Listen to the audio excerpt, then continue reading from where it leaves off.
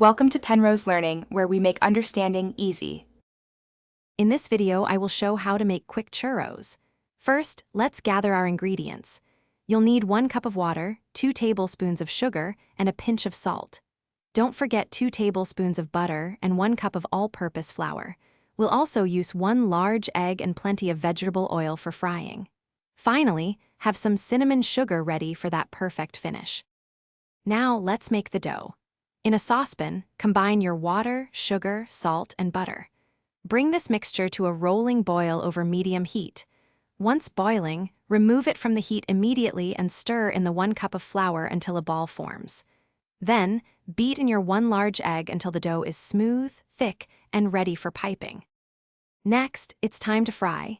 Heat about 2 to 3 inches of vegetable oil in a deep pot to 375 degrees Fahrenheit. Carefully pipe your churro dough into the hot oil using a star-shaped piping tip. Fry them for about 2 to 3 minutes on each side until they turn a beautiful golden brown. Remember not to overcrowd the pot. Frying in small batches ensures even cooking.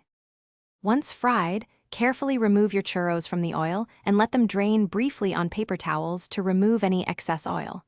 While they are still warm, immediately roll them generously in your prepared cinnamon sugar mixture. Serve these quick and delicious churros warm, perhaps with a side of chocolate dipping sauce. Enjoy this delightful treat, fresh from your kitchen, in just minutes. Thanks for watching. If this was helpful, leave a like and consider subscribing. See you next time.